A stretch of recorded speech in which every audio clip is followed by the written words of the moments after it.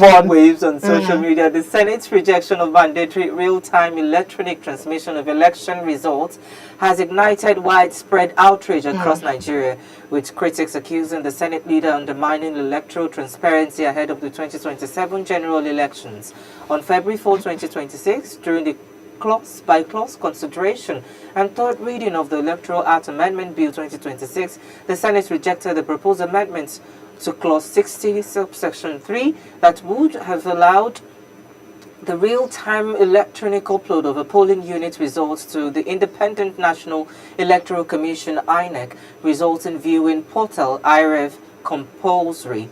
Instead, lawmakers retained the existing provision from the 2022 Electoral Act, which allowed electronic transmission in a manner as prescribed by the Commission, making it discriminatory rather than mandatory. Senate President Godswill Akpabio defended the decision, insisting the Senate did not reject electronic transmission outright, but deliberately removed the real-time requirement to avoid endangering democracy due to technological and infrastructural challenges. Let's listen to him.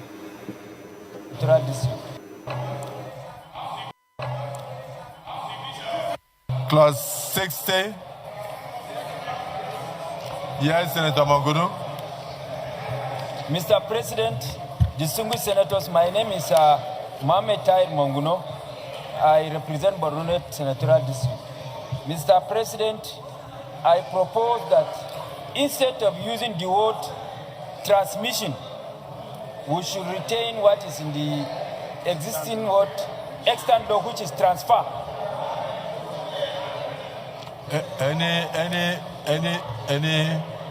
Any seconder? Yes, second. Yes, DSP. I second. Okay. Did he hear what he said? The motion has been moved and seconded. Those in support say aye. Those against say nay. The ayes have it. Can we go to... I hope you heard what they said. Well, conversations on social media and opposition voices, including People's Democratic Party and Labour Party affiliates, have described the rejection as a betrayal of public trust and the rollback of democratic gains from the 2022 reforms. Public backlash has been intense, with civil society groups, the Nigerian Bar Association, and engineers dismissing Senate objections as technically flawed. The decision has renewed fears of manipulation similar to controversies in the 2023 elections. Plans for protests are ongoing and gaining momentum, particularly from the obedience movement, supporters of Peter Obi, who have threatened mass demonstrations at the National Assembly to demand mandatory e-transmission. Meanwhile, a viral video circulating under the handle Peter for Nigeria, associated with grassroots activities and Peter Obi supporters, has amplified the outrage. In the clip, the activist passionately condemns the Senate's action as part of a pattern of electoral sabotage, urging Nigerians to protest and shine their eyes ahead of the 2027 general elections. If we have that video, we can pull that up now of Peter for Nigeria. But while they try to bring that up, I think the conversations has been extensive over the weekend about the Senate's decision to the clause about the electronic transmission, about the real-time transmission, according to the words that was used, has been disapproved and has been left to the discretion of the Independent National Electoral Commission to make the decision whether or not they can transmit that. But Nigerians have rejected that, to say that if we have ballot boxes that can reach anywhere in Nigeria, if we have network providers, you can make calls in every part of the country. Why can't you have a system that ensure that there's an adequate and real-time transmission of results? And what we're all after is this transparency of the electoral system in Nigeria. Gone are the days when we should be having conversation about we can't have this because of technology. It should be a shame to the country that all part of the country cannot have internet facility, especially when it comes to transmission of results in electronic results in the country. And we've seen INEC come out to also say that they have nothing to do other than to follow the provisions of the law. Whether or not they can transmit electronically or not has to be decided by the law. But in the litigation that followed the 2023 general elections, we've seen that INEC was also included as one of the litigants as to see to come and discuss their own action when it comes to the 2023 general elections. There's also a period of time for them to see that. But let's take a look at the video that we mentioned online of Ran. These are the names of all members of the Senate Committee on INEC and Electoral Reforms.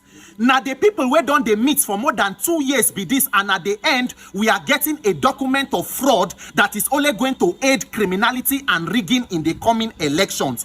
We must hold them accountable, because by now, the committee chairman, Senator Lalong, and all of you should be coming out publicly to explain to Nigerians exactly what was your resolution from all the meeting we will not get with the House Committee on Electoral Reform. What was sent to the floor of the Senate and what is being finally passed. Because members of the 10th National Assembly, you have been too comfortable, and that is why you can afford to be engaging in this level of mischief and corruption without any pressure from the people. Nigerians, if you know your lawmaker, begin to reach out to them, begin to call them, begin to send them messages, because they must feel the heat and the pressure to know, say, come 2027, anything short of a free and fair elections, Nigeria will reject it in its totality. Make nobody panic. Nobody should whine you. Everything you see going on today is a careful plan.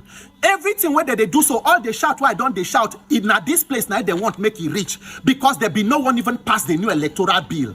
APC has no plan for free and fair election. The plan is to impose on Nigerians an incompetent and incapacitated leader where go give them opportunity to engage in their criminality and corruption in public office, and for them to come back. So everything where they do, nobody should get confused. All the clauses where they talk, not be only electronic transmission of results. Oh. Remember, even when Senator Seraki Dixon was talking about moving the burden of proof from the petitioners to INEC, because as it be for Nigeria election today, now you wear the rig, now you go they struggle to get materials. Meanwhile, INEC will still be preventing you. So it be like you they take both INEC and every other person to court. All of those clauses now, we know they hear about them again. This electronic transmission of results from every public hearing where they do as for National Assembly, the majority of people insisted, say because the last bill been carried, the last acts carry, that it should be at the discretion of INEC. As we've seen, as Peter has said, the National Assembly has a responsibility to ensure that there's a free and fair election in this country, and the election is also credible. So the idea that we can't transmit electronically should be a thing of history. When you make a transfer on your phone, maybe they need to look at the people that are providing the technology for us and look at alternatives.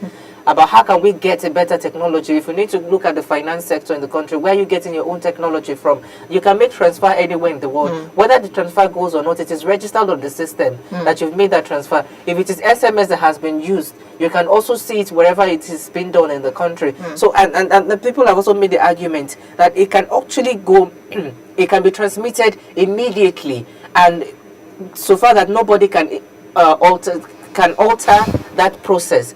And when there is an internet facility, it just shows directly. So you are in a rural community, you've done the accreditation, people have voted, you've transmitted the result. It has not reflected, but it has been automated from where you are. So when you get to a place where there is internet facility, it automatically shows. So you don't have to have any human interaction or intervention to go and check again to see how can it be done. So that's the conversation we need to have. But there's been planned protests and activities that are supposed to go on. And I hope that the government yield to people's demands to ensure that I hope that they understand that it's not another... I hope that they understand that it's not another opposition theatrics.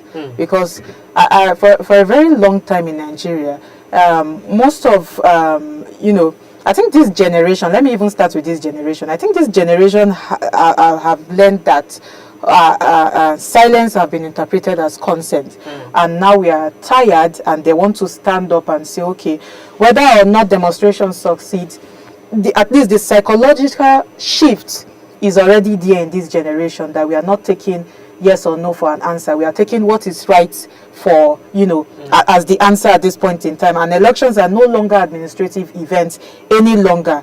They are more, because if you look at it, yes, going back to election being more an administrative event, it's no longer that again. It's more like an emotional battleground. So I feel like public anger here is not just about technology, just as you've consistently mentioned. Nigerians understand network failures better than most countries.